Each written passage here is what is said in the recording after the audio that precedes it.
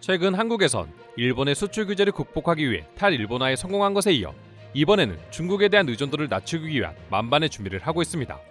반면 중국은 한국을 벗어나기는커녕 한국의 기업들을 따라하다 무너질 위기에 처해 있다고 하는데요. 자세한 내용 살펴보도록 하겠습니다.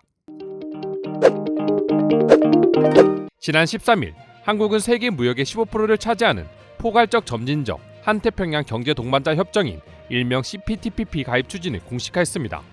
지난 요소수 사태도 그렇고 미중 무역 갈등 사태 등을 거치면서 중국 중심의 글로벌 공급망을 분산해야 한다는 것을 깨달았기 때문이었죠. CPTPP의 관세 철폐율은 최대 96% 수준으로 시장 개방도가 굉장히 높습니다.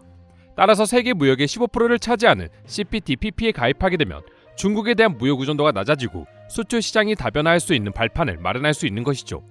이렇게 한국은 탈중국화에 박차를 가하고 있을 때 중국은 여전히 한국의 굴레에서 벗어나지 못하고 있는 실정이라고 합니다.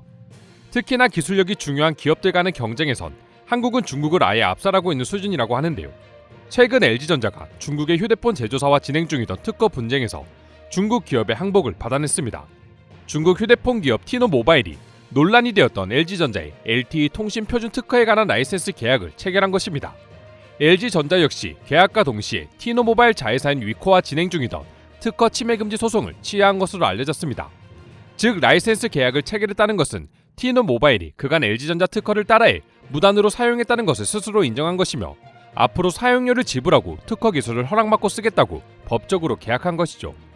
이로 인해 앞으로 세계 시장에서 판매되는 중국 기업인 위코의 LTE 휴대폰은 그에 대한 특허 사용료를 전부 LG전자가 지급받게 되었습니다. 사실 애초에 중국과 한국 간의 전자통신 기술 특허 분쟁에서 중국이 이길 가능성을 전무했었습니다. 이미 LG전자는 모바일 이동통신 분야에서 수천 건의 표준 특허를 보유하고 있어 세계적으로도 글로벌 기술 리더십을 갖고 있다는 평가를 받고 있었기 때문이었죠.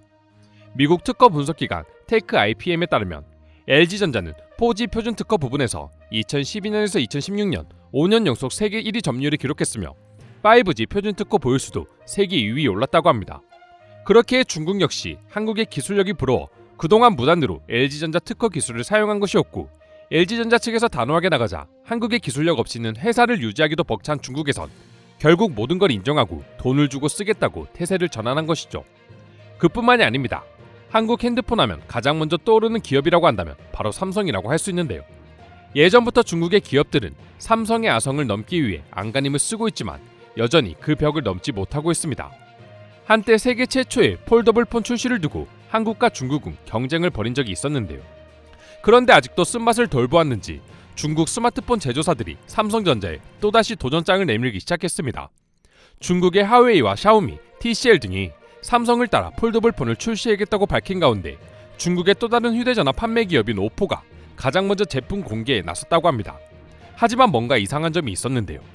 중국 기업들이 삼성을 이기겠다고 출시한 폴더블폰을 보게 되면 대다수가 안으로 접히는 인폴딩 방식인 삼성을 베끼기 위해 기존의 바깥으로 접히는 아웃폴딩을 버리고 한국과 유사한 방식의 폴더블폰을 내놓고 있다는 것입니다.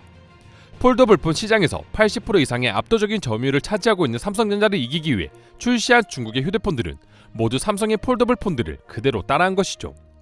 짝퉁의 천국답게 중국은 역시나 변하지 않는 모습을 보여주었습니다. 그럼에도 불구하고 오포의 최고 제품 책임자는 해당 휴대폰을 두고 파인드에는 오포가 지난 4년간 개발한 제품이다. 오포 스마트폰의 향후 발전 방향에 대한 대답이라며 마치 자신들이 자체적으로 개발한 기술인 마냥 자신감을 드러냈습니다. 하지만 놀랍게도 과거에는 중국 핸드폰에 대한 쓸데없는 자존심으로 가득해 한국의 브랜드를 무시하던 중국 네티즌들조차 이제는 수준 떨어지는 중국 기업의 핸드폰과 한국 기업의 핸드폰을 비교하며 한국을 부러워하기 시작했습니다.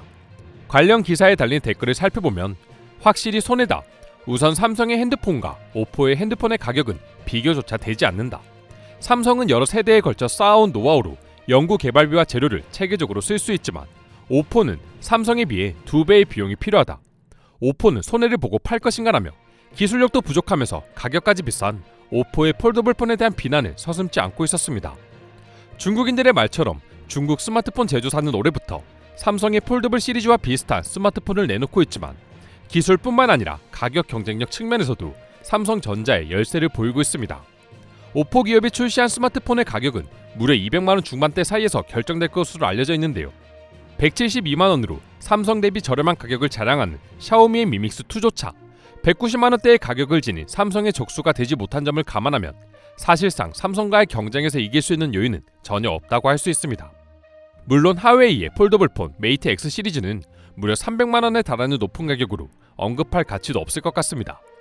가격은 둘째치고 삼성의 폴더블폰은 S펜 지원, IPX8 등급 방수 등 고도화된 기능을 제공하고 있어 중국 제조사들이 만든 스마트폰과는 비교하는 것 자체가 의미가 없는 것이죠. 이처럼 애초에 한국과 중국 스마트폰 산업의 기술력 차이는 감히 중국이 한국을 넘볼 수 없는 수준이었고, 중국이 협박의 무기로 삼던 원자재 수출 역시 자체적인 한국의 기술력으로 극복하고 있으니 더 이상 한국이 중국을 신경 써야 할 이유가 없어진 것 같습니다. 그럼 지금부터 중국 기업들과 비교되는 LG와 삼성의 압도적인 기술력에 대해 중국인들은 어떤 반응을 보여주고 있는지 더욱 자세히 알아보도록 하겠습니다. 중국은 삼성의 기술력을 이길 수 없습니다. 강력한 메모리 처리 기능에 카메라 화질도 훌륭하죠. 중국이 한국을 이기려면 중저가의 가성비로 승부해야 했는데 가격에서조차 한국을 당해내지 못하고 있습니다. 삼성은 그동안 쌓아왔던 기술력을 바탕으로 더 이상 기술력에 비용을 투자할 필요가 없지만 중국은 기술력이 부족하기에 막대한 투자 비용이 듭니다. 게다가 폴더블폰 같은 까다로운 기술력이 필요한 핸드폰의 경우 그 격차가 더욱 심할 수밖에 없죠. 삼성전자가 매우 혁신적인 휴대폰 제조사라는 것은 누구나 알고 있는 사실이며 풀스크린 휴대폰 연구 개발에도 적극 나서고 있습니다. 이미 기술력이 최고로 평가받고 있음에도 안주하지 않고 끊임없이 발전하는 모습은 중국의 기업들이 우선적으로 배워야 할 태도입니다. 백화점에서 본 삼성 휴대폰은 내부도 예쁘지만 그 배색이 너무나 세련됩니다. 중국의 휴대폰은 언제쯤이나 그 촌스러운 진한 배색을 포기할 수 있을까요? 다른 나라의 특허 기술을 몰래 베끼는 것을 중국만큼 잘하는 나라는 없을 것이다. 이제 중국은 세계에서 손꼽히는 선진국입니다. 그러니 한국의 기술을 훔치지 않아도 됩니다. 부끄러운 행동을 멈춰주세요. 중국 기업이 LG랑 특허 분쟁을 할 때 너무도 당당했기에 믿었습니다만 결국 모든 게 거짓이었고 돈 주고 한국의 기술을 써야 하는 형편이 되어버렸네요. 삼성을 보고 있으면 하웨이가 너무나 부끄럽습니다. 최초의 폴더블폰을 출시할 때 드디어 하웨이가 삼성을 뛰어넘겠구나 생각했지만 결과는 처참했죠. 기술에서도 가격에서도 압살당했습니다. 최근에 또다시 새로운 휴대폰이 나온다고 하던데 이번만큼은 비슷한 결과라도 내길 바랍니다.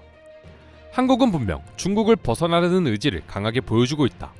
정부가 주간 사상에 빠져 현실에 안주할 때 한국은 무섭게 성장했고 아시아에서 제일 경계해야 할 나라가 되어버렸다. 삼성 휴대폰의 시장 점유율은 항상 매우 높고 강력합니다. 중국의 기업들이 높은 이득을 취하고 있는 것은 중국인들이 사용해주고 있기 때문에 불가하죠. 글로벌 경쟁에 있어서 중국은 아직 한국을 당해내지 못하고 있습니다. 중국에서도 이제 중국산 제품을 쓰는 사람들이 줄어가고 있어 가성비도 안 좋은 중국의 핸드폰들을 더 이상 써줄 수 없기 때문이죠. 이미 한국의 핸드폰들이 중국에서 조금씩 영향력을 행사하고 있습니다. 이상으로 나날이 벌어지고 있는 한국과 중국 간의 기술 격차에 대한 내용 소개해드렸습니다. 오늘도 끝까지 영상 시청해주셔서 감사드리며 여러분들의 구독과 좋아요는 영상 제작에 큰 힘이 됩니다. 이상 종크TV였습니다.